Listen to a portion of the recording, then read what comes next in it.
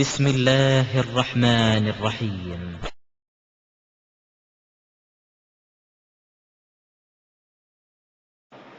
நபிகள் நாயகம் ஸல்லல்லாஹு அலைஹி வஸல்லம் அவர்கள் அலி ரலியல்லாஹு அன்ஹு அவர்களை யமன் பகுதிக்கு ஆளுநராக அனுப்பி வைக்கிறாங்க. அவங்க அங்கிருந்து ஜகாத்தாக திரட்டிய சில பொருள்கள் அனுப்பும் பொழுது அதுல ஒரு சின்ன தங்க கட்டியையும் அந்த பொருள்ல அனுப்பி வைக்கிறாங்க. நபிகள் நாயகம் ஸல்லல்லாஹு அலைஹி வஸல்லம் அவர்கள் அந்த தங்க கட்டிய 4 சஹாபாக்களுக்கு பங்கு வச்சு கொடுக்கறாங்க. நிறைய சஹாபாக்கள் இருக்கிறாங்க, 4 பேருக்கு மட்டும் அதை என்ன செய்யறாங்க, பிரிச்சு கொடுக்கறாங்க. அப்ப அதுல இருந்து ஒரு ஆள், சபையில இருந்து ஒரு ஆள் வந்து எழுந்து அடர்ந்த தாடி வைத்தவர், மொட்டை அடித்துக் கொண்டிருந்தவர், இந்த மாதிரி கண் இடுங்கி போனவர், அவரை பத்தி வர்ணனை எல்லாம் வருகிறது. ஒரு ஆள் எழுந்து என்ன செய்யறாருன்னு கேட்டா, யா ரசூலல்லாஹ் இத்தகில்லா, அல்லாஹ்வுடைய தூதரே நீங்க அல்லாஹ்வை பயந்து கொள்ளுங்கள். இந்த 4 பேருக்கு எனக்குள்ள தரணும், அவங்களுக்கு ஏன் கொடுத்தீங்கன்னு கேட்கிறாரு. அப்படி இந்த 4 பேருக்கு ரசூல் ஸல்லல்லாஹு அலைஹி வஸல்லம் கொடுத்தார்கள். இந்த கேள்வி கேட்கிறார்ல, இவரெல்லாம் விடுபட்ட லிஸ்ட்ல உள்ளவர். இவர் என்ன செய்யறாருன்னு கேட்டா, அல்லாஹ்வுடைய தூதரை நீங்க அல்லாஹ்வை பயந்துக்கிறங்க அப்படின்னு சொல்றாரு. அப்ப ரசூல் ஸல்லல்லாஹு அலைஹி வஸல்லம் சொல்றாங்க, வைலக அவலஸ்து அத்கா அஹ்லில் அர்லி, இந்த பூமியில் வாழ்கிற மக்களிலேயே அல்லாஹ்வை அதிக அஞ்சக்கூடியவன் நான் இல்லையா? என்னைய பார்த்து அல்லாஹ் பயந்துக்கன்னு சொல்றியா? நான் எது செய்தாலும் அல்லாஹ்வுக்கு அஞ்சுதான் நான் நடக்குவேன் அப்படின்னு சொல்றாங்க. சொன்ன உடனே அந்த மனிதர் கேள்வி கேட்டார் இல்லையா, அவர் திரும்பி போயிடுறாரு. உடனே ஹாலித் இப்னு வலீத் அவர்கள் அந்த சபையில இருந்தாங்க. அவங்க என்ன செய்யறாங்கன்னா, ரசூல் ஸல்லல்லாஹு அலைஹி வஸல்லம் வந்து அல்லாஹ் பயந்துக்கன்னு சொன்னார்ல, இது ரொம்ப ஒரு கடுமையான வார்த்தை. இறை தூதரை பார்த்து நீங்க அல்லாஹ் பயந்துக்கிறங்க என்று சொல்வது வேற வேற ஆட்களை பார்த்து சொல்லலாம். அல்லாஹ்வுடைய தூதரையை பார்த்து நீங்க அல்லாஹ் பயந்துக்கிறங்க அப்படின்னு சொல்வது வந்து ரொம்ப ஒரு அதிகப்படியான வார்த்தை. அதனால ஹாலித் இப்னு வலீத் அந்த சபையில் இருந்தவன கடுமையா கோவப்பட்டு என்ன செய்யறாங்க, யார சொல்லலாம், அலா அல்தரிபு உனுகஹு, இவன் கழுத்தை வெட்டிரட்டானா, இந்த மாதிரி கேட்டு போறான். அந்த ஒரு கேள்வி, நான் வந்து கழுத்தை வெட்டிரட்டுமா என்று அவர் கேட்கிறாரு. உடனே ரசூல் ஸல்லல்லாஹு அலைஹி வஸல்லம் சொல்றாங்க, லா, இல்ல வெட்ட வேணாம், லா அல்லஹு அய்யகூன யுஸல்லி, அவர் வந்து தொழுகையாளியாக இருக்கலாம், அப்படி இருக்கும் நம்ம போய் நெஞ்சிடக்கூடாது, அப்படி கேட்டதுக்காக வேண்டி அவரை அது மாதிரி செஞ்சிடக்கூடாது என்று சொல்றாங்க. அப்ப ஹாலித் இப்னு வலீத் அவங்க என்ன செய்யறாங்க, ரசூல் ஸல்லல்லாஹு அலைஹி வஸல்லம் ஒரு வாதம் பண்றாங்க. வ கம்மின் முஸல்லின் யகூலு பி லிசானிஹி மா லைஸ பி கல்பிஹி, எத்தனையோ தொழுகையாளிகளை நம்ம பார்க்கிறோம், உள்ளத்துல ஒண்ணு வச்சுக்கிட்டு வெளியே ஒண்ணு பேசுறவங்களா இருக்கிறாங்க. அந்த முனாபிக்கெல்லாம் இருந்தாங்கல்ல, அந்த காலத்துல முனாபிக்குகள் என்று எத்தனை பேர் இருந்தான். அவன் தொழுகையெல்லாம் கரெக்டா வருவான், உள்ளத்துல ஈமான் இருக்காது, நடிச்சுக்கிட்டு இருக்கிறான். அதையெல்லாம் ஒரு அனுபவபூர்வமா பார்த்ததுனால அவர் கேட்கிறாரு, ஓ கம்மின் முஸல்லின், எத்தனையோ தொழுகையாளிகளை நாங்கள் பார்க்கிறோம், யகூலு பி லிசானிஹி மா லைஸ பி கல்பிஹி, உள்ளத்துல இல்லாததை அந்த வாயினால சொல்றாங்க. இது மாதிரி எவ்வளவு பேர் நாங்க பாக்குறோம் அப்படின்னு சொல்லி, அதனால தொழுகிறான்னு சொல்லலாம் விட முடியாது, இந்த மாதிரி கொஸ்டின் கேட்டதுக்கு போடத்தான் செய்யணும் அப்படின்னு திருப்பி அவர் என்ன செய்யறாரு, தன்னுடைய நிலையை நியாயப்படுத்துறாரு. அப்ப ரசூல் ஸல்லல்லாஹு அலைஹி வஸல்லம் சொல்றாங்க, இன்னி லம் உமர் அன் நகிபான் குலுபின் நாஸ், நான் வந்து மனிதர்களுடைய உள்ளங்களுக்குள்ள துருவி பார்க்குமாறு எனக்கு அல்லாஹ் கட்டளையிடவில்லை. வல அசுக்க புத்தூனகும், அவங்க வைத்த கிழிச்சு பார்க்குமாறு எனக்கு கட்டளையிடப்படவில்லை. வெளிப்படையா அவன் வந்து தொழுகிறானா, வெளிப்படையா அல்லாஹ் நம்புறேன்னு சொல்றான், அவ்வளவுதான் நான் பார்க்க முடியும். உள்ளத்துல அது இருக்கா இல்லையா, இந்த ஆர்டர் எனக்கு கிடையாது, இதை நான் சொல்லக்கூடாது. நீனு வெளிப்படையா அவன் நல்ல காரியம் செய்யறான்னா அவனை முஸ்லீம் லிஸ்ட்ல வச்சுக்கிற வேண்டியதுதான். அவன் உள்ளத்துல என்ன இருக்குங்கிறத நீ கண்டுபிடிக்க முயற்சி பண்ணாத, எனக்கு அப்படி கட்டளை இல்ல. உள்ளத்துல ஒருத்தன் உள்ளத்துல அவன் நல்லவனா இருக்கிறானா கெட்டவனா இருக்கிறானா என்கிற விஷயத்துக்குள்ள நுழைவதற்கு எனக்கே அல்லாஹ் ஆர்டர் பண்ணலைங்கும் போது நீ எதுக்கு எத்தனை பேரை தொழுகிறான், உள்ளத்துல இல்லாம நடிக்கிறான்னு எதுக்கு சொல்ற? அவன் நடிக்கிறானா நடிக்கலையாங்கிறது அல்லாஹ்வுக்குள்ள தெரியும், அது மறுமையில பாத்துக்கிடுவோம். நீ வெளிப்படையா எண்ணத்தை பாக்குறிய, அதான் முடிவு. வெளிப்படையா தொழுகிறானா தொழுகிறான், வெளிப்படையா நோன்பு வைக்கிறானா வைக்கிறான், வெளிப்படையா நல்லவன் மாதிரி நலமாடுறான், அது நல்லவன், அந்த அளவுக்கு சொல்லிக் கொள்ளலாமே தவிர நீங்க உள்ளத்துல என்ன இருக்குங்கிற பத்தி நீ எதுக்கு பேசுற? இப்படி அல்லாஹ் எனக்கு வந்து கட்டளையிடவில்லை என்று நபிகள் நாயகம் ஸல்லல்லாஹு அலைஹி வஸல்லம் அவர்கள் ஹாலித் இப்னு வலீதுடைய இந்த போக்கை கண்டிக்கிறார்கள்.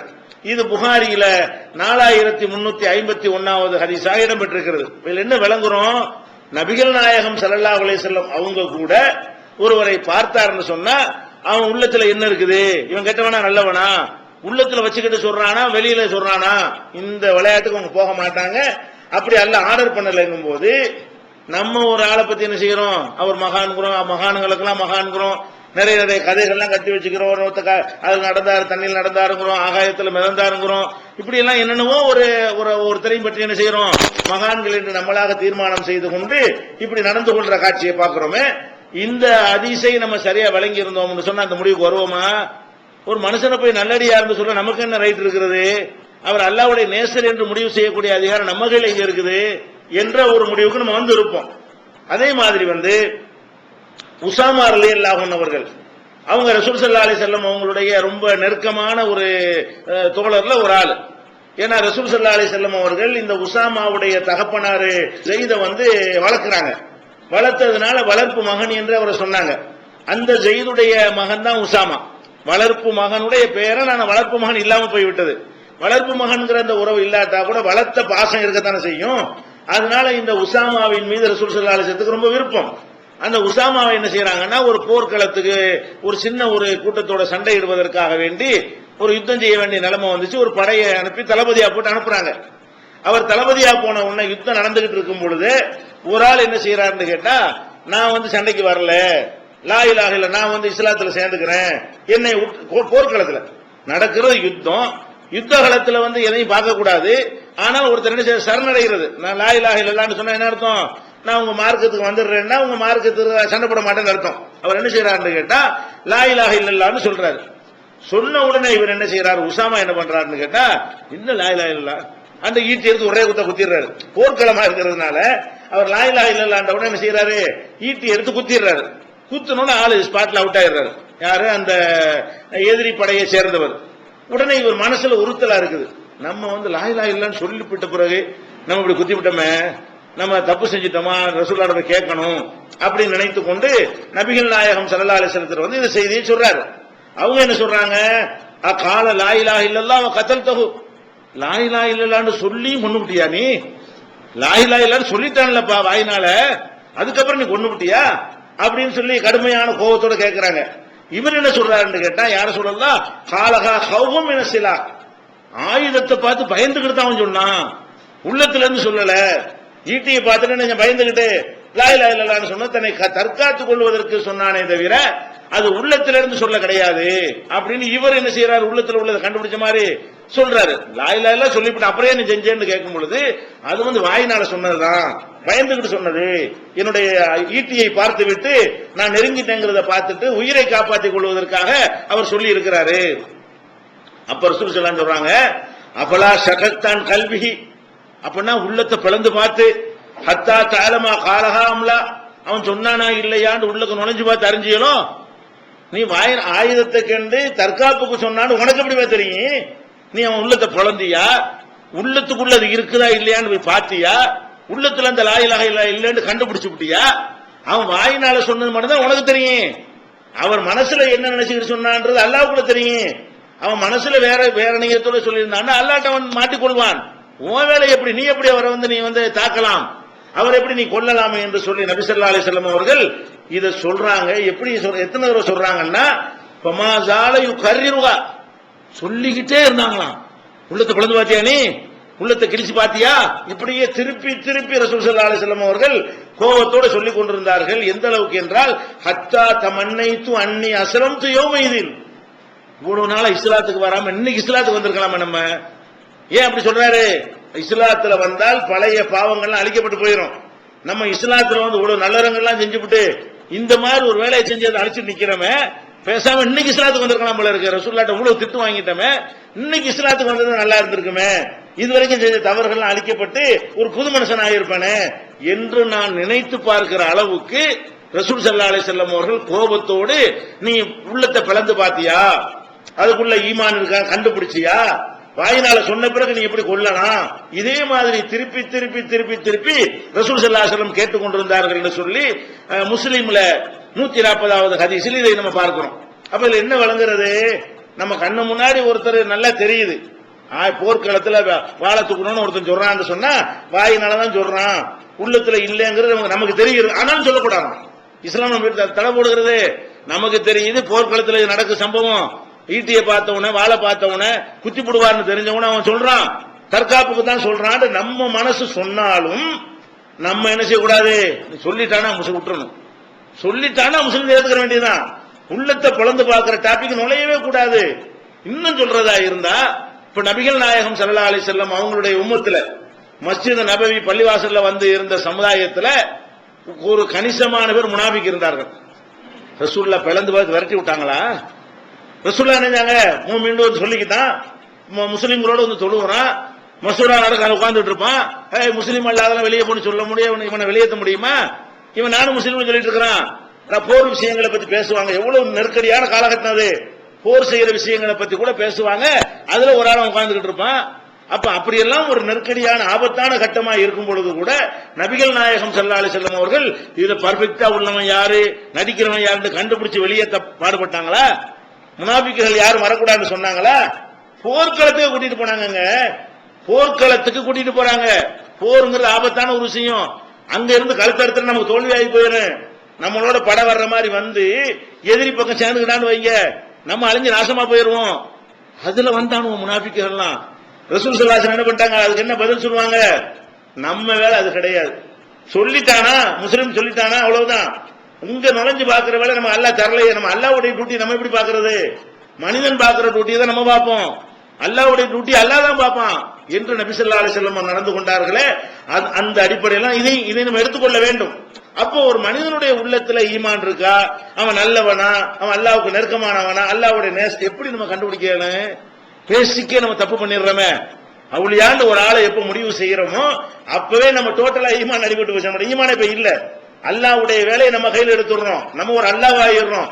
அல்லாஹ்வுக்கு எப்படி உள்ளத்துல உள்ளதெல்லாம் தெரியுமோ அது மாதிரி எங்களுக்கும் தெரியும் என்று நம்ம அறியாம அதை சொல்லுகிறோம். அப்ப இது பயங்கரமான பாரதூரமான ஒரு ஆள் அவுளியான்னு சொல்லி நீங்க முடிவு செய்தீர்களே, ஆனால் அது பயங்கரமான பாரதூரமான ஒரு குற்றம் என்பதை நம்ம மனசுல என்ன செய்யணும், புரிந்து கொள்ள வேண்டும். இது ஒரு முக்கியமான விஷயம். அதே மாதிரி வந்து இத்பான் பின் மாலிக்னு ஒரு சஹாபி இருந்தார். இவர் வந்து பத்ர் போர்ல எல்லாம் கலந்து கொண்ட ஒரு சிறந்த சஹாபி. ஆனா பிற்காலத்தில் அவர் கண் பார்வையெல்லாம் மங்கி போய் பார்வை இல்லாத அளவுக்கு ஆகிட்டாரு. அப்ப என்ன செய்யறாருன்னா, ரசூல் ஸல்லல்லாஹு அலைஹி வஸல்லம் சொல்றார், அல்லாஹ்வுடைய தூதரே, எனக்கு வந்து பள்ளிவாசலுக்கு வர முடியாத அளவு கண் பார்வை மங்களா இருக்கிறது, எனக்கு வர முடியல. என்னுடைய வீட்டுல வந்து என்ன செய்யுங்க, நீங்க ஒரு இடத்துல தொழுது போயிருங்க, அந்த இடத்துல நான் எப்பவும் தொழுது கொள்கிறேன். எனக்கு பள்ளிவாசல் உங்களோட வந்து தொழுது கொள்ள முடியாது, என் வீட்டுக்கு நீங்க வரணும். நீங்க ஒரு இடத்துல தொழுதுட்டு போயிட்டீங்கன்னா அதை நான் பள்ளிவாசல் மாதிரி வைத்துக் கொண்டு என்ன செய்வேன், என் வீட்டுக்குள்ளே நான் தொழுகை நடத்திக்கிறேன் அப்படின்னு சொல்லி ஒரு கூப்பிடுறாரு. ரசூல் ஸல்லல்லாஹு அலைஹி வஸல்லம் செய்யறாங்க, அவருடைய கோரிக்கையை ஏற்று அவர் சொல்றது உண்மை இருக்குன்னு சொல்லி அதுக்கு போறாங்க. போன உடனே இவர் வீட்டுக்கு ரசூல் ஸல்லல்லாஹு அலைஹி வஸல்லம் வந்துட்டாங்கிற செய்தி தெரிந்த உடனே அக்கம் பக்கத்துல உள்ளவங்க எல்லாம் பயங்கரமா கூட்டம் கூடி போச்சு. இவர் வீட்டுக்கு நின்றாங்க, ரசூல்லா வந்துட்டாங்களா, வேற மகல்லாவுக்கு ரசூலுல்லாஹ் வரும்போது ஒரு புதிய ஒரு ஆள் வந்துட்டாங்கன்னு ஒரு வருவாங்க இல்லையா, விருந்தாளி வந்துட்டா பாப்பாங்க இல்லையா, அந்த மாதிரி நிறைய நினைச்சிட்டாங்க. சாப ரிஜாலு மின்ஹும் ஹத்தா கஸுர ரிஜால் ஃபில் பைத், வீட்டுல ஆண்கள் கூட்டம் நிறைஞ்சு வழிகிற அளவுக்கு மக்கள்லாம் வந்துட்டாங்க. அப்ப அங்க கூட்டம் அப்படி உட்கார்ந்து இருக்கும்போது ஒருத்தர் கேட்கிறாரு, இவ்வளவு பேர் வந்திருக்கிறோமே, இந்த மாலிக்குங்கிற ஆளை காணாம, மாலிக்குன்ற ஒரு ஆளை பத்தி சொல்றாங்க, மாலிக்குங்கிற ஒரு ஆளை காணாம, எங்கப்பா அவரு அப்படின்னு அவங்களுக்குள்ள பேசிக்கிறாங்க. ரசூல் ஸல்லல்லாஹு அலைஹி வஸல்லம் இருக்கிறாங்க. அப்ப அவங்களுக்குள்ள பார்த்து சுத்தி பார்த்து தெரியுமில்ல, ஒரு முக்கியமான ஒரு ஆள் வரலன்னு என்ன செய்வாங்க, இவரை காணாம அவரை காணாமன்னு பேசுவோம்ல, அந்த மாதிரி ஒருத்தர் அங்க இருந்து எந்திரி சொல்றாரு, இவரை காணாம ஒரு ஆள் மாலிக்க காணாம. உடனே இன்னொரு ஆள் எந்திரி சொல்றாரு, அவன் முனாஃபிக்குல தெரியாத உனக்கு, ரசூலுல்லாஹ் முன்னாடி இந்த உரையாடல் நடக்குது, மாலிக்க காணாமன்னு கேட்கறாங்க, காணலன்னா வராம இருப்பாருன்னு ஏதாவது சொல்லிட்டு போயிடலாம். ஒரு ஆள் எந்திரிச்சு என்ன பண்றாரு, அவன் ஒரு முனாஃபிக். அந்த ஆள் முனாஃபிக் வந்து லாக்க முனாஃபிக்குன் லா யுஹிப்புல்லாஹ வ ரசூலஹு, அல்லாஹ்வை ரசூலை இருந்தாலும் விரும்பவே மாட்டாரு, பிடிக்காது அவனுக்கு, அதனால வரல, ஒரு முனாஃபிக்கு அப்படிங்கிறாரு. அப்ப ரசூல் ஸல்லல்லாஹு அலைஹி வஸல்லம் உட்கார்ந்துருக்காங்களா, உடனே எந்திரிச்சு இந்த வார்த்தை சொல்லாத, ரசூலுல்லாஹ் வந்திருக்கும் போது ஆள் வரலன்னா ரசூலுல்லாஹ்க்கு தான் கோபம் வரணும். நம்ம வந்திருக்கிறோம், அல்லாஹ்வுடைய தூதர் வந்திருக்கிறோம், எல்லாரும் நம்மளை பார்க்க வந்திருக்கிறாங்க, இந்த ஒரு ஆள் வரலன்னு அவங்களுக்குள்ள கோபம் வரணும். அவங்க யார் மேல கோபப்படுறாங்கன்னு கேட்டா, இந்த முனாஃபிக்குன்னு விமர்சனம் பண்ணார்ல அவரை கோவிச்சு என்ன சொல்றாங்கன்னு கேட்டா, லா தகுல் தாலிக, இந்த மாதிரி நீ சொல்லக்கூடாது, அலா தராஹு கால லா இலாஹ இல்லல்லாஹ், அந்த லா இலாஹ இல்லல்லாஹ் சொன்னவரா இல்லையா, அவர் இஸ்லாத்துக்குள்ள இணைந்து கொண்டேன்னு சொன்னவரா இல்லையா, அப்புறம் எப்படி முனாஃபிக்குங்கிற நீ, லா இலாஹ இல்லல்லாஹ்னு அவர் சொல்லிட்ட பிறகு உனக்கு பிடிப்பா அவர் முனாஃபிக்குன்னு தெரியும் அப்படின்னு சொல்லி ரசூல் ஸல்லல்லாஹு அலைஹி வஸல்லம் செய்றாங்க, அவரை கண்டிக்கிறாங்க. அப்ப அவர் வந்து அல்லாஹ்வுடைய திருப்தியை நாடி லா இலாஹ இல்லல்லாஹ் சொன்னார்னு உனக்கு தெரியாதா? அவர் என்ன சொல்றாரு, இந்த விமர்சனம் பண்ணவர் சொல்றாரு, அல்லாஹு வ ரசூலுஹு ஆலமு, அது எனக்கு தெரியாது, அல்லாஹ் ரசூலுக்கு தான் தெரியும் அப்படின்னு அவர் சொல்றாரு. அப்ப ரசூல் ஸல்லல்லாஹு அலைஹி வஸல்லம் என்ன செய்யறாங்கன்னு கேட்டா, அவருக்கு பதில் சொல்றாங்க. என்ன சொல்றாங்கன்னு கேட்டா, எனக்கு தெரிஞ்ச வரைக்கும் அந்த விமர்சனம் பண்ணவர் சொல்றாரு, எனக்கு தெரிஞ்ச வரைக்கும் இந்த முனாபிக்குகள் இருக்காங்கல்ல, அவங்களோட போய் பேசுறாரு, அவங்களோட உறவு வச்சுக்கிறேன் நான் பார்த்திருக்கிறேன், அதை வச்சுதான் சொன்னேன் அப்படிங்கிறார் அவர். அப்ப ரசூல் ஸல்லல்லாஹு அலைஹி வஸல்லம் சொல்றாங்க, லா இலாஹ இல்லல்லாஹ்னு சொல்லி நான் ஒரு முஸ்லீம்னு சொல்லிவிட்டானா அவனை போய் வெளியேற்றாதீங்க, அவனை போய் நினைஞ்சிடாங்க, நீங்க முனாபிக்குன்னு சொல்லிவிடாதீங்க. அப்படியான ஒரு ஆள் அல்லாஹ்வுடைய திருப்தியை நாடி சொல்லி இருப்பாரே, ஆனால் அவர் சொர்க்கத்தில் நுழைவாரு. இவர் முனாபிக்கு அவர் முனாபிக்கு இல்லைன்னு சொல்லக்கூடிய ஒரு விஷயம் உங்களுக்கு கிடையாது. வெளிப்படையா இவங்க பாக்குறாங்க, என்னது பாக்குறாங்க, முனாபிக்கோட பழகுறத பாக்குறாங்க. முனாபிக்கோட பழகுறத பார்த்தாலும் அவர் தன்னை முஸ்லிம் சொல்லிக் கொண்டிருக்கிறார், இஸ்லாத்தோட ஒரு ஆளாக தன்னை அங்கமா காட்டிக் கொண்டிருக்கிறார். அவரே நீ முனாபிக்குங்கிற? அப்ப என்ன அர்த்தம், ஒரு உள்ளத்துல என்ன இருக்குங்கிறத தீர்மானிச்ச ஒரு காரணத்துக்காகத்தான் இவரை கண்டிக்கிறாங்க. ஒரு உள்ளத்துல என்ன இருக்குங்கிற உனக்கு வாயினால சொன்னதை வச்சுட்டு போ, வெளிப்படையா உள்ளது என்னவோ அதுதான் ஒரு மனுஷன் செய்ய முடியும், மனிதன் செய்யற வேலையை செய்யுங்கப்பான்னு சொல்லி நபி ஸல்லல்லாஹு அலைஹி வஸல்லம் கண்டிச்ச காட்சியை பார்க்கிறோம். அப்ப இதெல்லாம் வச்சு பார்க்கக்கூடிய நேரத்தில் எந்த ஒரு நேரத்திலையும் என்ன செய்யக்கூடாது, ஒரு மனிதரை இறை நேசரு என்று சொல்லக்கூடாது என்பது சஹாபாக்களுடைய வாழ்க்கையிலிருந்து நம்ம இதை தெரிந்து கொள்கிறோம். இதை விட்டுருங்க, சஹாபாக்களை விட்டுருங்க. நபிகள் நாயகம் ஸல்லல்லாஹு அலைஹி வஸல்லம் அவங்களுக்கு இறை தூதரை கரெக்டா இறை நேசரை கரெக்டா கண்டுபிடிக்க முடியுமா? யாரை பற்றி அல்லாஹ் வஹீமுன்னு சொல்லி கொடுத்தானோ அவங்கள பத்தி கரெக்டா சொல்லிடுவாங்க. அல்லாஹ்ட்ட இருந்து வஹி வரலன்னு வைங்க, அவங்களும் ஒரு ஆளை நல்லவர் சொல்லி ஏமாந்துருவாங்க. சில நேரங்கள்ல கரெக்டாவும் சொல்லி இருக்கிறாங்க, அதெல்லாம் வஹி வந்திருக்கும். அல்லாஹ்விடமிருந்து செய்து இறை தூதரா இருக்கிற காரணத்தினால அல்லாஹ்விடமிருந்து இவன் சரியில்லை, இவன் கெட்டவன் என்று தகவல் வந்து விட்டது என்று சொன்னால் அவன் கெட்டவன் என்று டிக்ளேர் பண்ணுவார்கள்.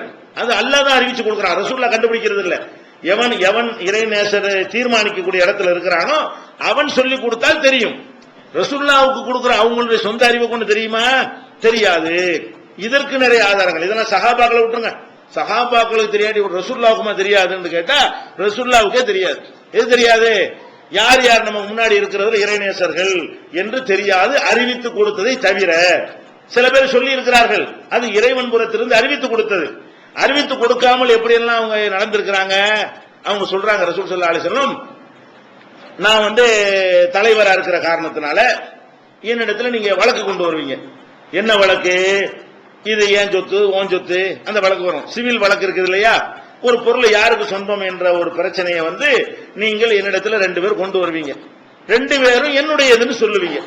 ஒரு வீட்டை, ஒரு இடத்தை, ஒரு கட்டடத்தை, ஒரு போர்வைய, ஒரு வளையல, ஏதோ ஒன்று எடுத்துக்கொண்டு இது என்னுடையதுதான் 2 பேர் என்னிடத்துல உரிமை கொண்டாடுகிறீர்கள். அந்த 2 பேர்கிட்ட நான் என்ன செய்வேன், விசாரிக்கிறேன். விசாரிக்கும் பொழுது ஒருவர் தனக்கு தன்னுடையதுதான் என்பதை எடுத்து சொல்ல தெரியாதவரா இருக்கிறார், இன்னொருவர் திறமையான ஆளா இருக்கிறார். அவர் என்ன செய்யறாரு, ரொம்ப டெக்னிக்கா வாதம் பண்ணி அவருடையதுதான் என்று என்னை நம்ப வச்சுடுறாரு. ரசூலுல்லாஹ் சொல்றாங்க, அவருடையதுதான் என்று நம்ப வைத்து நினைஞ்சாரு, நானும் அவருக்கு சாதகமா தீர்ப்பளிச்சிடுறேன், ஆனா உண்மையில் அது அவருடையது இல்ல. அப்படி இருக்கும்போது கூட என்னை கூட ஏமாத்தி நினைஞ்சிருவீங்க, தீர்ப்பு வாங்கி கொள்வீர்கள். அவங்களுக்கு சாதகமா நான் தீர்ப்பளிச்சிருவேன், ஏன்னா நான் ஒரு மனுஷன். ஆனால் இப்படி எவனாவது என்னை ஏமாத்தி தீர்ப்பு பெற்றீங்க என்று சொன்னா நீங்க வாங்குறது நரக நெருப்பு தான். நீங்க வாங்கிட்டு நினைச்சிட, வளையல வாங்கிட்டு நினைச்சிடாதீங்க, வீட்டை வாங்கிட்டு நினைச்சிடாதீங்க. நீங்கள் வாங்கினது வீடு இல்ல, நரக நெருப்பு வாங்குறீங்க, அங்க மாட்டிக்கிறீங்க என்று எச்சரிக்கிறாங்க. எப்படி சொல்றாங்கன்னு கேட்டா, இன்னக்கும் தக்தஸிமூன இலைய, நீங்கள் என்னிடத்தில் வழக்கு கொண்டு வருகிறீர்கள். ரசூல் ஸல்லல்லாஹு அலைஹி வஸல்லம் சொல்றாங்க, வல அல்ல பாலக்கும் அல்ஹனபி ஹுஜ்ஜத்திஹி மின் பாலின், உங்கள ஒருவர் மற்றவரை விட வாதங்களை தெளிவாக எடுத்து வைக்கக்கூடியவராக இருக்கிறார். அப்படி இருக்கும் பொழுது ஃபமன் கலைத்துலஹு பிஹக்கி அஹீஹி ஷையன் பிகௌலிஹி, இவன் பேச்ச நம்பி, யார் பேச்ச நம்பி, தெளிவாக வாதம் பண்றானே அவன் பேச்ச நம்பி அவனுக்கு சாதகமாக அடுத்தவன் சொத்தை நான் தீர்ப்பளித்து விட்டேன் என்று சொன்னால் ஃபஇன்னமா அக்தவுலஹு கிதாத்தம் மினன் நார், நான் நரகத்திலிருந்து ஒரு துண்டை தான் அவனுக்கு வெட்டி கொடுக்கிறேன்.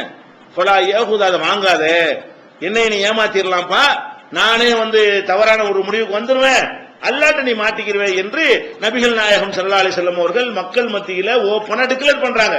அப்ப உங்கள்ட்ட எத்தனை வழக்கு வந்திருக்கும், அந்த வழக்குல என்னுடையது என்னுடையது என்று 2 பேர் 2 பேர் வழக்கு கொடுத்திருப்பாங்க. அதுல அவங்க அளிச்ச தீர்ப்புலாம் எப்படி தீர்ப்பு அளிப்பாங்க? வாதங்களை பார்ப்பாங்க. உன் கருத்தை சொல்லுப்பா, என்னுடைய உன் கருத்தை சொல்லுப்பா. இவன் நல்லா சொல்லிவிட்டானா இவனுக்குள்ள இருந்துருவாங்க. இவனுக்கு சொல்ல தெரியலன்னா சொல்ற வச்சு முடிவு எடுக்க முடியும். அப்ப உண்மையில் யாரு கூறியது என்று உங்களுக்கு அறிய முடியாது. ஆனால் எதை வச்சு முடிவு செய்வாங்க? ரெண்டு பேருடைய ஆர்குமெண்ட்டை பார்த்து யாருடைய வாதம் வந்து வலிமையா இருக்கிறதோ அதுக்கு தகுந்தவாறு தீர்ப்பளிச்சிருவாங்க. அப்ப இப்ப நான் என்ன கேட்கிறேன்னு கேட்டா, ஒரு கெட்டவனை நல்லவன் தான் இப்ப தீர்ப்பளிக்கிறாங்க. அதாவது இந்த சொத்து என்னுடையது இல்ல உங்களுடையது, நான் என்னுடையதுன்னு வழக்க கொண்டு போறேன், நான் திறமையா எடுத்து பேசுகிறேன், அதை நம்பி ரசூல் ஸல்லல்லாஹு அலைஹி வஸல்லம் என்னுடையதுன்னு சொல்லிடுறாங்க. அப்ப நான் வந்து நல்லவன, நான் உண்மையாளன் ஆயிடுறேன். ஆனால் நான் தான் உண்மையில பொய்யன், அவன் தான் உண்மையாளனா இருந்திருக்கிறான், அவன் பொய்யன் ஆயிடுறான். அப்ப நான் மனிதர் என்ற முறையில் தானே தீர்ப்பளிக்கிறேன். இது யாருக்கு சொந்தம் என்று கேட்கும் பொழுது யாருக்கு உரியது அவனுக்கு தீர்ப்பளிக்க முடியாமல் போய் சில நேரங்கள்ல யாருக்கு உரியதா இல்லையோ அவனுக்கு நான் தீர்ப்பளிச்சு விட்டுறேன்னு. அப்ப இது எப்படி? நான் ஒரு மனிதன் தான், அதனால இப்படி நடக்கிறேன்னு சொல்றாங்க. அப்ப இது என்ன விளங்குது? ரெண்டு பேர் கேஸ் கொண்டு வந்தவன உள்ளத்தை அறிஞ்சவங்களா இருந்தாங்கன்னு வைங்க, அப்படியே பார்த்துக்கிட்டு இவன் உள்ளத்துல ஈமான் இருக்கு, இவன் உள்ளத்துல ஈமான் இல்ல, இந்தாடா கொடுத்து விட்டு போயிடலாமே. ஈமான் உள்ள கரெக்டா சொல்லுவாங்கல்ல, பொய் சொல்ல மாட்டாங்கல்ல. இவன் உள்ளத்துல உண்மை இருக்குது, இவன் உள்ளத்துல பொய் இருக்குது, இங்க வா, யாருடைய இப்படி பாக்குறது, நீ எடுத்துட்டு போ, இப்படி செய்யலாமா இல்லையா? முடியாது. அங்க என்ன இருக்கு, நடிக்கிறவன் யார், அதெல்லாம் கண்டுபிடிக்க இயலாது எனக்கு. நான் வந்து விசாரிக்கத்தான் செய்வேன், வாதங்களை தான் கேட்குவேன், அதை வச்சுதான் யாருக்கு உரியது யாருக்கு உரியது இல்லைன்னு தீர்ப்பளிப்பேங்கிறாங்க. இது புகாரியில 2680, 6967, 7199 ஆகிய ஹதீசுகளை இடம்பெற்றிருக்கிறது. அப்ப நபிகள் நாயகம் ஸல்லல்லாஹு அலைஹி வஸல்லம் தன்னுடைய வாழ்நாள்ல எத்தனை பேரை பத்தி தப்பா முடிவு பண்ணிருப்பாங்க? அது மறுமையில மாட்டிக்கணும், அது ஒரு விஷயம். எத்தனை பேர் பிராடுக்காரன நல்லவன் நினைச்சிருப்பாங்க, எத்தனை நல்லவனை பிராடுக்காரனா நினைச்சிருப்பாங்க. அப்ப எப்படி உள்ளத்துல உள்ளதை அவங்களுக்கு கண்டுபிடிக்க முடியலன்னா நீங்க எப்படி அவுலியாவை கண்டுபிடிப்பீங்க? இவர் மகான பெரியார் அல்லாஹ்வுடைய நேசர் என்று எப்படி கண்டுபிடிப்பீங்க? இப்ப ரசூலுல்லாஹ்வுக்கு மேல நமக்கு அறிவு இருக்குதா? இப்ப நபிகள் நாயகத்தை விட நம்ம ஒரு ஆளை பிடிச்ச அவுலியான்னு பட்டம் கொடுத்தோம்னு சொன்னா அதுக்குள்ள என்ன அடங்கி இருக்குது? நம்முடைய அறிவு ரசூலுல்லாஹ் அறிவை விட பெருசு. ரசூலுல்லாஹ்வுக்கு தெரியாது, எங்களுக்கு தெரியும். அவங்களுக்கு உள்ளத்துல உள்ளதை கண்டுபிடிக்க தெரியாது, நாங்க உள்ளத்துல உள்ளதை கண்டுபிடிச்சிருவோம். அதான் அதுக்கு அர்த்தமாகுது. இதை நம்ம சிந்திச்சு பார்த்தோம்னா யாரையும் முடிச்சு அவுலியான்னு சொல்ல மாட்டோம். அதே மாதிரி வந்துங்க 4 கூட்டம், ராயிலு ஒரு கூட்டம், லக்வான் ஒரு கூட்டம், உசையாண்டு ஒரு கூட்டம், பனு லஹயாண்டு ஒரு கூட்டம். இந்த 4 கூட்டத்தார்கள் சேர்ந்தாப்புல ரசூல் ஸல்லல்லாஹு அலைஹி வஸல்லம் மட்டும் வர்றாங்க. வந்து என்ன செய்யறாங்கன்னா, 4 கூட்டம்னா ஒரு கூட்டத்தில் 5-10 இருந்திருப்பாங்க, ஒரு குரூப்பா ஒரு குழுவாக வர்றாங்க. வந்து நாங்க வந்து இஸ்லாத்தை ஏத்துக்கிட்டோம், எங்களுக்கு வந்து இஸ்லாம் மார்க்கத்தை அறிஞ்சிக்கிறதுக்கு ஆசையா இருக்குது, அதனால எங்க ஊர்ல வந்து இஸ்லாத்தை சொல்லி தருவதற்காக வேண்டி நீங்க சில அறிஞர்களை அனுப்பி வைங்க. ரசூலுல்லாஹ் வந்து கேட்கிறாங்க, எங்க ஊர்ல நாங்க இஸ்லாத்தை ஏத்துக்கிட்டோம், ஆனா இஸ்லாத்தை பற்றி எடுத்து சொல்வதற்கு எங்களுக்கு அவ்வளவு திறமை பத்தாது, திறமை உள்ள ஆளுக்கு உங்க ஊர்ல இருக்கிறாங்க, நீங்க உங்க தோழர்களை எங்களுக்கு அனுப்பி வச்சீங்கன்னா அவங்கள வச்சு நாங்க என்ன செய்வோம், பிரச்சார பணியை செஞ்சுக்கிடுவோம் அப்படின்னு சொல்லி கேட்கிறாங்க.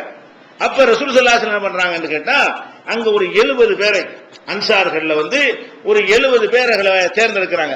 இந்த 70 பேர் யார் என்று கேட்டால், பகலெல்லாம் வந்து பிறகு சேகரித்து வந்து அதை விற்பனை செய்து வாழ்வாங்க, ராத்திரில எல்லாம் அந்த குர்ஆனை ஓதி தொழுவார்கள்.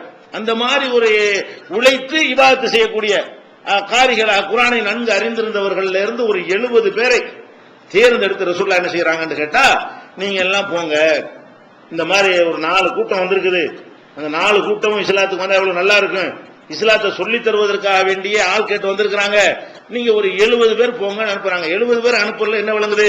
கூட்டம் பெருசுன்னு விளங்குது. ஒரு 10 பேருக்கு 70 பேர் அனுப்ப மாட்டாங்க, ஒரு 1000-2000 பேர் இருக்க மாதிரி ஒரு விட்டுருக்காங்க, நம்ப வச்சிருக்காங்க. பெரிய கூட்டமா இருக்கணும்னு ரசூலுல்லாஹ் என்ன பண்றாங்க, ஒரு 70 பேர் அனுப்பி வச்சிருக்காங்க. அனுப்பி வச்ச உடனே வேற மவுனாங்கிற ஒரு கிணறு இருக்கிற அந்த கிணத்துக்கிட்ட வந்த உடனே அப்படியே கூட்டிட்டு போனாங்க. இல்ல கரெக்ட் ஆளுகள்லாம் வர சொல்லி ரவுண்டு கட்டி எல்லாத்தையும் கொண்டு விடுறாங்க. கூட்டிட்டு போன 70 பேரை என்ன செய்யறாங்க, கொலை பண்ணிடுறாங்க. அப்ப ரசூல் ஸல்லல்லாஹு அலைஹி வஸல்லம் என்ன பண்றாங்க, துரோகம் செஞ்ச வஞ்சகமான முறையில இவங்க ஆயுதம் எடுத்து சண்டைக்குன்னு ஆயுதம் எடுத்துட்டு போயிருப்பாங்க. இவங்க மார்க்க சொல்ல தானே போறாங்க, அதுக்கு தகுந்த மாதிரி சாதாரணமா என்ன செய்வாங்க, யூனிஃபார்ம்ல போகாம மட்டில போற மாதிரி என்ன செய்வாங்க, ஒண்ணும் இல்லாம போயிருக்கிறாங்க. அப்ப இதை பயன்படுத்தி கொண்டு என்ன செய்தார்கள்னா, இவங்க அவங்க ஆட்கள்லாம் ரெடியாங்க இருக்க சொல்லிட்டு இந்த 70 பேர் அழைச்சிட்டு போய் 70 பேரையும் ஒரு ஆள் மிச்சம் இல்லாம ஒரு அறிவிப்புல ஒரே ஒரு ஆள் மிச்சம் வருது, அவரை கொலை பண்ணி விட்டாங்க. கொலை பண்ண உடனே ரசூல் ஸல்லல்லாஹு அலைஹி வஸல்லம் இந்த தகவல் அல்லாஹ் அறிவிச்சு கொடுத்த உடனே அல்லாஹ்ட்ட இருந்து வஹி வருது, இந்த மாதிரி 70 பேரையும் கொன்னுட்டாங்க. இந்த வஹி வந்த உடனே 1 மாத காலம் அவங்கள அழித்து நாசமாக்குமாறு அந்த தொழுகையிலேயே ஒவ்வொரு தொழுகையிலையும் குனூத் ஓதினார்கள். குனூத் ஓதுறது இருக்கு இல்லையா, ஒரு துன்பங்களுக்காக ஓதக்கூடிய குனூத்து, அந்த குனூத்தை இந்த கூட்டத்துக்கு எதிராக 1 மாத காலம் ரசூல் ஸல்லல்லாஹு அலைஹி வஸல்லம் யா அல்லாஹ் இவங்களை அழித்து விடு, துரோகிகளுக்கு நீ சரியான பாடம் கற்பிச்சிரு, நம்ப வச்சு கழுத்தறுத்தவர்களை என்ன செய்யாத, நீ விடாத, உன்னுடைய பிடிய இருக்கு என்றெல்லாம் அவங்க நினைச்சாங்க, துவா செஞ்சாங்கிறது புகாரியில 3064, 1002, 3170, 4088, 4090, 4096 இவ்வளவு இடங்கள்ல இந்த சம்பவம் பதிவாயிருக்கிறது. இப்ப நம்ம பார்க்க வேண்டிய விஷயம் என்ன, இந்த 4 கூட்டத்தில் வந்தாங்கல்ல, இவங்க மகா கெட்டவங்க இப்பதானே தெரியுது. இந்த 70 பேரை கொன்ற பிறகுதானே தெரிகிறது. வரும்பொழுதே அவங்க கெட்டவங்க ரசூலுல்லாஹ்வுக்கு தெரிஞ்சு இருந்தா என்ன விளையாடுறியா பிடிச்சவன் கட்டுன்ற மாட்டாங்க. இவங்க வரும்போதே இந்த 70 பேரை கூட்டிகிட்டு போய் வஞ்சகமா கொலை செய்யறதுக்கு வந்திருக்கிறாங்கன்னு முன்னாடி தெரிஞ்சு இருந்தா அவங்க என்ன பண்ணிருப்பாங்க, வந்த உடனே இவங்க இந்த நோக்கத்துக்கு வந்திருக்கிறாங்க, இவங்களை இங்கே ஆளுக்கிற சமாதியை கட்டுன்னு சொல்லிருப்பாங்களா இல்லையா? அதையும் சொல்லல. எவ்வளவு பெரிய மேற்று நடக்கிறது, 70 பேர் பலியாகக்கூடிய ஒரு பயங்கரமான ஒரு மேற்று. ஒரு ஆள் 2 ஆளுடைய உயிர் பிரச்சனை இல்ல, 70மே மணிமுத்து மாதிரி ஆட்க காரிகள், மார்க்கத்தை நன்கு குர்ஆனை நன்கு ஓதி அறிந்த உலமாக்கள் சொல்றாங்கல்ல, அந்த மாதிரி மார்க்க அறிஞர்களாக இருந்த சகாபாக்கள், அப்படி பொறுக்குமணிகளாக 70 பேரை கூட பிடிச்சு அனுப்பி வைக்கிறாங்க. 70 பேரை நம்ப வச்சு கழுத்து அந்த 70 பேர் நல்லடியார்கள் நினைச்சிருக்கிறாங்க. ரசூலுல்லாஹ்வும் நல்லடியார்கள் அவங்களை பத்தி நினைச்சிருக்கிறாங்க. கூட போன 70 பேரை நம்பி என்ன செய்யறாங்க, அதுக்கு தகுந்த மாதிரி சாதனங்கள்லாம் எடுத்துக்கொள்ளாம வீசுநகை வெறுங்கைமா போயிருக்கிறாங்க. அப்ப இதுல என்ன விளங்குது, நபிகள் நாயகம் ஸல்லல்லாஹு அலைஹி வஸல்லம் அவர்கள் எவனை நல்லவன் முஸ்லீம் நினைச்சாங்கன்னா சஹாபி நினைச்சாங்க அர்த்தம். ரசூலுல்லாஹ் காலத்துல முஸ்லீம் என்ன அர்த்தம், சஹாபின்னு அர்த்தம். ரசூலுல்லாஹ் காலத்துல சந்தித்து ஒருத்தர் இஸ்லாத்தை ஏற்றுக்கொண்டாரே ஆனால் அவருக்கு என்ன பட்டம், சஹாபிங்கிறது. அப்ப ரசூலுல்லாஹ் என்ன நினைச்சிருப்பாங்க இவங்களை பத்தி, இவங்க எல்லாம் நம்முடைய தோழர்கள், இஸ்லாத்தை ஏற்றுக்கொண்டார்கள். அப்ப மற்ற சஹாபாக்கள் என்ன நினைச்சிருப்பாங்க, எங்கெங்கெல்லாம் இஸ்லாம் பரவுது பாத்தீங்களா, எவ்வளவு ஆர்வமா வர்றாங்க, ஒரு இந்த மாதிரி தியாகிகளை பார்க்க முடியுமான்னு அப்படித்தான் அவங்க எல்லாரும் பார்த்திருப்பாங்க. ஒட்டுமொத்த சமுதாயமே அவங்க நபித்தோழர்களாக பார்த்தது. ரசூல் ஸல்லல்லாஹு அலைஹி வஸல்லம் அவங்களை நல்லடியார்களாக பார்த்தார்கள், நம்பி 70 பேர் அனுப்பி வைத்தார்கள், கழுத்தறுத்துட்டாங்களே. அப்ப இதுல என்ன விளங்குது, நபிகள் நாயகம் ஸல்லல்லாஹு அலைஹி வஸல்லம் அவர்களுக்கு அவங்களுடைய வெளித்தோற்றத்தை வைத்து நம்பி நல்லவன் என்று அவங்க ஏமாந்திருக்கிறாங்களா இல்ல, இதுல வஹி வராததுனால.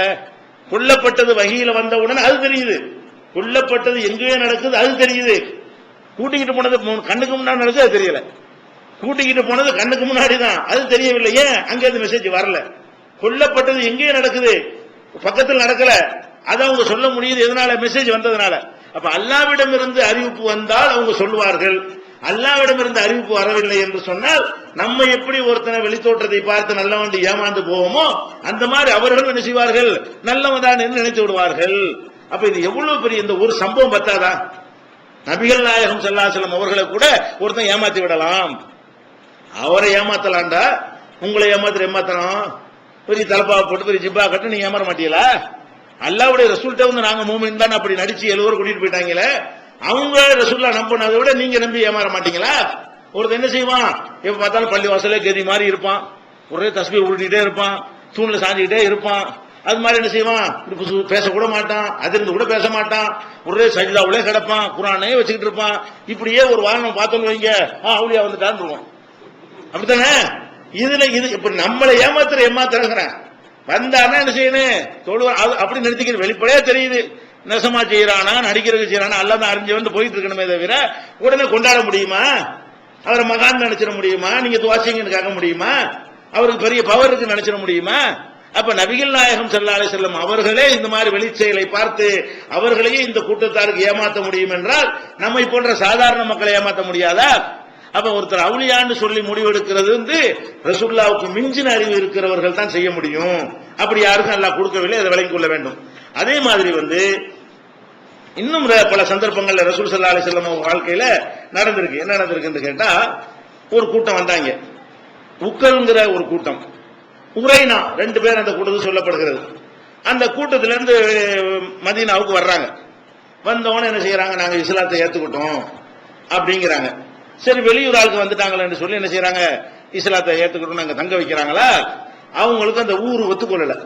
சில ஊருக்கு புதுசா போனா சளி பிடிச்சிக்கிறோம், வயிற்றுப்போக்கு வரும், இப்படி ஏதாவது ப்ராப்ளங்கள் வரும் இல்லையா. இவங்களுக்கு வயிற்றுப்போக்கு வந்துருச்சு, அந்த ஊருக்கு வந்து என்ன ஆயிடுச்சு, மதீனா எங்களுக்கு ஒத்துக்கறல அப்படின்னு சொன்ன உடனே அப்ப தங்குங்கப்பா, குணமாவர வரைக்கும் தங்குங்கன்ட்டாங்க. வந்தாங்க, இஸ்லாத்தை ஏத்துட்டு போயிட்டு இருக்காம இஸ்லாத்தை நாங்க ஏத்துக்கிறோம்னு சொன்ன உடனே சஹாபாக்கள் மாதிரி எல்லாரும் அவங்களுக்கு கண்ணியப்படுத்துறாங்க. அப்ப ரசூல் ஸல்லல்லாஹு அலைஹி என்ன பண்றாங்கன்னு கேட்டா, ஜக்காத்துடைய ஒட்டகங்கள் அந்த மஸ்ஜித் நபவில ஒரு பக்கம் நிக்கும், அதை காட்டி இந்த ஜக்காத் ஒட்டகம் இருக்கிறது, இதுல தேவைப்படும் போதெல்லாம் பாலை கறந்து குடிச்சுக்கிறங்க. யாரும் பால் தான் அந்த காலத்துல மெயினான உணவு. நம்ம காலத்துல பாலுங்கிற ஒரு மேட்டரே கிடையாது, சும்மா துணைக்கி வச்சுக்கிறோம். பால் தான் பிரதானமான உணவு அந்த நாட்டுக்கு அன்றைக்கு இருந்த நிலைமையில. அப்ப நீங்க பாலை கறந்து குடிச்சுக்கிறங்க. ஒவ்வாமை இருக்கிற காரணத்தினால ஒட்டகத்தினுடைய சிறுநீரை நீங்க குடிங்க. அது இன்னைக்கு கண்டுபிடிச்சிருக்கான். ஒட்டகத்துடைய சிறுநீர் வந்து இந்த மாதிரி ஒவ்வாமை நோக்கி என்ன இருக்கு, மருந்து இருக்குன்னு இப்போ ஒரு மாசத்துக்கு முன்னாடி ஆய்வு செஞ்சு நினைச்சிருக்காங்க, கண்டுபிடிச்சிருக்காங்க. அந்த ஒட்டகத்தினுடைய சிறுநீரையும் நம்ம ஆன்லைன் பேஜ்.com அதை பத்தி எழுதியும் இருக்க ஆர்டிக்கல் உணர்வுலே வந்திருக்கு, பார்த்திருப்பீங்க. அப்ப அந்த மாதிரி ரசூலுல்லாஹ் சொன்ன உடனே அவங்க என்ன செய்யறாங்கன்னா அங்க தங்குறாங்க. தங்கி இந்த வயிற்று போக்கெல்லாம் சரியா ஓரளவுக்கு ஒட்டகத்தினுடைய பாலை கறந்து குடிக்கிறாங்க. இந்த மருத்துவத்துக்காக சிறுநீரையும் என்ன செய்யறாங்க, ஒட்டக சீரை பிடிச்சி குடிக்கிறாங்க. வயிற்று போக்கும் சரியா போச்சு, நல்ல குணமானவன்னு பார்த்தாங்களா, உடனே ஆட்கள்லாம் கண்காணித்துக் கொண்டு இருக்கிற ஒட்டகத்தெல்லாம் ஓட்டிக்கிட்டு ஒட்டகத்துக்கு காவலா போட்டிருந்தாங்களா ஒரு ஆளை, அவரை கண்ணு ரெண்டையும் தோண்டி கண்ணு போட்டுவிட்டு கண்ணு ரெண்டையும் தோண்டிட்டு என்ன செய்யறாங்கன்னா ஒட்டகத்தை ஓட்டி போயிடுறாங்க. இது வந்து பகல்ல தான் இது தெரிகிறது. காலையில ஓடிட்டாங்க. காலையில இப்ப சுப நேரம் அந்த மாதிரி நேரத்தில் ஓடி போய் நினைக்கிறேன். காலையில ஓடி போயிட்டாங்கன்னா பகல்ல தான் வந்து தகவல் சொல்றாங்க, ஒட்டகத்தை காணாம, ஒரு ஒட்டத்தையும் காணாம, ஆட்களையும் காணாம, தங்க வச்ச ஆட்களையும் காணாம ரசூலுல்லாஹ்வுக்கு தெரிஞ்ச உடனே என்ன செய்யறாங்க, பகலுடைய ஆரம்பத்தில் தகவல் வருது, உடனே படைகள் அனுப்புறாங்க, எங்க இருந்தா பிடிச்சிட்டு வந்துடணும். உடனே ஒரு மாலை நேரத்துக்கு முன்னாடி கொண்டு வந்துட்டாங்க ஆட்களை. சஹாபாக்களை பொறுத்தவரைக்கும் என்ன செய்யறாங்க, ரசூலுல்லாஹ் சொன்னா அந்த மாதிரி போயிருவாங்க. பல பகுதியிலும் தேடி அவங்க போன ஆட்களை மிரட்டி கொண்டு வந்து கடைசியில் நினைஞ்சாங்க அவங்களை இதே மாதிரி கட்டி போட்டு, இவங்க எப்படி கண்ணை தோண்டினதுனால அவர்களுக்கு கண்ணை தோண்டி அவங்கள வந்து வெயில்ல கட்டி போட்டு சாவு வேலைக்கு விட்டாங்க. இது பெரிய கொடூரமா நம்ப வச்சு கழுத்தறுத்த வேலை செஞ்சிருக்கிறாங்க. அது மேட்டர் இல்ல. இது எங்க இருக்குன்னு கேட்டா புகாரில வந்து நிறைய இடத்துல இருக்குது. 333, 1501, 3018, 4192, 4610, 5685, 5686, 5728, 6802, 6804, 6805, 6890, இவ்வளவு இடத்துல புகாரில ஒரு நூல்லையே இத்தனை இடங்கள்ல பதிவு செய்யப்பட்டிருக்கு. பல நம்பர் எதுக்கு சொல்றோம்னு கேட்டா, 7 பாகத்தை நிறைய பேர் வாங்கி வச்சிருக்க மாட்டேங்கிறாங்க. 7ஆம் பாகம் மட்டும் கூட ஒருத்தர் வச்சிருப்பாரு, அவரும் பார்த்து எடுத்துக்கலாம். 5 மட்டும் ஒருத்தர் வச்சிருப்பாரு, அதுக்கு அம்புட் நம்பரையும் சொல்ல வேண்டி இருக்கிறது. அப்ப இந்த புகாரிலேயே இவ்வளவு இடங்கள்ல இந்த சம்பவம் பதிவு செய்யப்பட்டிருக்கிறது. இதுல என்ன வழங்குறீங்க, வந்து நடிக்கிறதுக்கு வந்திருக்கிறாங்க. அவங்க நோக்கம் ஒட்டகத்தை திருடுறது, இஸ்லாத்தை ஏத்துக்கிறதுக்கு வரவில்லை. ஒட்டகத்தை கிளப்பிட்டு போறதுக்கு தான் வந்திருக்கிறாங்க. அதுக்கு நம்பிக்கை பெறுவதற்காக நாங்க இஸ்லாத்துல ஏத்துக்கிட்டோம்னு சொல்றாங்க. ரசூலுல்லாஹ் வந்து உள்ளத்தை அறிந்து இவன் நடிக்கிறான்னு அறியக்கூடியவர்களாக இருந்தால் ஏமாந்திருப்பாங்களா? ஒரு காவலரை பலி கொடுத்திருப்பாங்களா? அந்த ஒட்டகத்துக்கு ஒரு காவலர் போட்டிருந்தாங்கல்ல, அவரையும் பலி கொடுத்து ஒட்டகத்தையும் இழந்து கடைசியில வந்து என்ன செஞ்சாங்க, இந்த மாதிரி துரோகம் பண்ணிட்டு போயிட்டாங்க. இவங்க துரோகிகள்ங்கிறது எப்ப தெரியுது, துரோகம் செஞ்சவனா தெரியுது. நமக்கு எப்படி துரோகம் செஞ்சவனு தெரியுமோ, நம்ம ஒரு துரோகி எப்ப கண்டுபிடிப்போம், நம்மளுக்கு துரோகம் செஞ்சுட்டு போனவனதான் துரோகின்னு கண்டுபிடிப்போமே தவிர, துரோகம் செய்யறதுக்கு 5 நிமிஷத்துக்கு முன்னாடி வரைக்கும் நம்ம கண்டுபிடிக்க முடியுமா? நமக்கு எப்படி கண்டுபிடிக்க முடியவில்லையோ அப்படி நபிகள் நாயகம் ஸல்லல்லாஹு அலைஹி வஸல்லம் அவர்களுக்கு கண்டுபிடிக்க முடியவில்லை. அப்ப அவங்களை ஏமாத்தி இந்த மாதிரி பண்ணிட்டு போயிட்டாங்கன்னு சொன்னா நம்மளை ஏமாத்துற எவ்வளவு நேரம், நாங்க நபி தோழர்கள் மாதிரி நடிச்சுல ஏமாத்திட்டு போயிருக்கிறாங்க. அப்ப இதுல நம்ம இதான் எதுக்கு இந்த சம்பவங்களை பார்த்து நம்ம எதுக்காக இதை சொல்றோம்? ஒரு ஆளை பிடிச்ச அவுலியா மகாண்டி எப்படிங்க நீங்க கொண்டாடுறீங்க, விழா நடத்திக்கிட்டு இருக்கிறீங்களே, கந்தூரி கொண்டாடுறீங்களே, முதல் விஷயம் அவுலியாவான்னு பைசல் பண்ணுவாங்க. அவர் அவுலியான்னு உனக்கு சொன்னவன் யார்? முதல்ல நிறைய கேள்விகள். ஒரு ஆள் அடங்கியே இருக்காரா முதல்ல இந்த இடத்துல, அதுவே கேள்வியாகும். அப்படி ஒருத்தர் வாழ்ந்தாரா, அதுவே கேள்வியாகும். வாழ்ந்து நல்ல செயல் தான் செஞ்சாருங்கிறத நீ பாத்தியா, அதுவே கேள்வியாகும். அப்படி நல்ல செயல் செஞ்சாரும் உள்ளத்துல இருந்துச்சா, நல்ல செயல் வெளிப்படையா செஞ்சிருக்கலாம், உள்ளத்துல இருந்துச்சா நடிச்சாரா, இப்படி கேள்விக்கு மேல கேள்விகள் அது இருக்கிறது. இது ஏன்டா பாவமான வேலை, அவுலியாண்டு ஒரு ஆளை சொல்ல போய் நம்ம போய் அல்லாஹ்வுடைய அதிகாரத்தை கையில் எடுத்துக்கணுமா, நம்ம பாவி ஆகணுமா அல்லாஹ்ட்ட, அப்படியே நினைக்கணும். அதனால இந்த அவுலியாங்கிற மேட்டரை ஃபர்ஸ்ட் விளங்கி கொள்ள வேண்டிய விஷயம் என்னன்னு கேட்டா, யாராலையும் அவுலியாவை கண்டுபிடிக்கவே இயலாது. நபிகள் நாயகம் ஸல்லல்லாஹு அலைஹி வஸல்லம் அவங்கள்ட்ட வந்து ஒரு யகூதி பெண்ணு இறைச்சி சமைச்சுக்கிட்டு வந்து சூப்பரா சமைச்சிருக்க சாப்பிடுங்க ரசூலுல்லாஹ் சாப்பிடுறாங்க. அதுல விஷம் கலந்து இருக்குது, வந்தது கொல்றதுக்கு. ரசூல் ஸல்லல்லாஹு அலைஹி வஸல்லம் கொல்லுவதற்காக வேண்டி ஆட்டு இறைச்சியில விஷத்தை கலந்து ஒரு அன்பா கொடுக்கிற மாதிரி கொண்டாந்து என்ன செய்யறாங்க, அந்த அம்மா வந்து அந்த பெண்மணி வந்து கொடுக்குது, யூத பெண்மணி. அதை நபிகள் நாயகம் ஸல்லல்லாஹு அலைஹி வஸல்லம் சாப்பிடுறாங்க. சாப்பிட்ட உடனே அந்த டேஸ்ட் வித்தியாசமா தெரிஞ்ச உடனே துப்பிடுறாங்க. ஆனாலும் அந்த விஷத்தினுடைய அறிகுறி அவர்கள் மரண பரியந்தம் இருந்தது. மரணிக்கிற வரைக்கும் அதனுடைய பாதிப்பு, அதனால் ஏற்பட்ட தாக்கம் அவர்களுக்கு இருந்து கொண்டே இருந்தது என்கிற அளவுக்கு இருந்துச்சு. சாகல. ஏன் சாகல? முழுசா அவங்க சாப்பிடல. அப்ப இந்த மாதிரி தெரிஞ்ச உடனே சஹாபாக்கள் அவளை பிடிச்சு கொன்றுவோமான்னு கேட்கிறாங்க. வேணாம், ஆனா கொலைக்கு கொலை அதை செய்யலாம். ரசூல் ஸல்லல்லாஹு தன் விஷயத்தில் மன்னிக்கலாம். ஒரு மனிதர் வந்து அவங்க விஷயத்துல மன்னிக்கிறாங்க, மன்னிக்கலாம். வேற ஆளுக்கு இப்படி இந்த அம்மா பண்ணி இருந்தா செஞ்சிருப்பாங்க, கொலை பண்ணிருப்பாங்க, மரண தண்டனை கொடுத்திருப்பாங்க. ஆனா ரசூல் ஸல்லல்லாஹு அலைஹி வஸல்லம் தன்னுடைய விஷயமா இருந்ததுனால வேணாம் விட்டுருங்க அப்படின்ட்டாங்க. இது புகாரியில 2617வது ஹதீஸ்ல இதை பார்க்கலாம். அப்ப இதுல என்ன வழங்குது? தன்னை கொல்லுவதற்கு திட்டம் போட்டு வந்தாலும் கண்டுபிடிக்க முடியலையே. அல்லாஹ்வுடைய நேசரா இருந்தா தன்னை கொல்ல வருவாங்களா? நம்பி தானே வாங்கினாங்க. நம்மளை கொல்லுவதற்கு பிளானோட இந்த பொம்பளை வந்திருக்குன்னு கண்டுபிடிக்க முடியாம தான் வாங்கி சாப்பிட்டாங்க. அப்ப என்ன வழங்குது? உள்ளத்தில் உள்ள விஷயம், ஒரு மனிதன் நல்லவனா கெட்டவனாங்கிறது உலகத்துக்கு உள்ள கணக்கு வேற, அல்லாஹ்வுடைய கணக்கு வேற. உலகத்தில் நல்லவன் கெட்டவனுக்கு என்ன அளவுகள்னா வெளிப்படையான செயல்கள். அல்லாஹ்விடத்துல நல்லவன் கெட்டவனுக்கு அளவுகள் என்னன்னு கேட்டா வெளிப்படையான செயல்களும் பிளஸ் தூய்மையான உள்ளமும், ரெண்டும் கலந்துதான் அல்லாஹ்விடத்தில் நல்லவன் ஆக முடியும். செயல் நல்லா இருக்கணும். நமக்கு உள்ளத்தை கண்டுபிடிக்க முடியாதனால பாதி தான் நம்ம பார்க்க முடியும். பாதி நல்லவன், இன்னொரு பாதி அவன் தான் தீர்மானிப்பான். அந்த பாதி தப்பா இருந்து அந்த பாதி தப்பா போயிடும். இப்படிதான் இஸ்லாமுடைய ஒரு அடிப்படை இருக்கு. இதை விளங்கிக் கொள்ள வேண்டும். அதுல இன்னும் சொல்ல போனா நபிகள் நாயகம் ஸல்லல்லாஹு அலைஹி வஸல்லம் சொல்றாங்க, மறுமை நாள்ல இது ரொம்ப முக்கியமான ஒரு விஷயம். மறுமை நாள்ல வந்து மஹ்ஷர்ல அந்த ஹவுலுல் கௌசர்ங்கிற ஒரு தடாகத்தை அல்லாஹ் கொடுப்பான். அந்த தடாகத்தை நோக்கி ரசூலுல்லாஹ்வுடைய உம்மத்தினர்கள்லாம் போய் தண்ணியை போய் குடிப்போம். ஒரு தடவை அந்த தண்ணியை குடிச்சிட்டோம்னு சொன்னா அந்த மஹ்ஷர்ல விசாரணை முடிகிற வரைக்கும் தாகமே ஏற்படாது. அந்த மாதிரியான ஒரு சிறப்பான ஒரு தண்ணி அது ஹவுலுல் கௌசர்ங்கிற தண்ணி.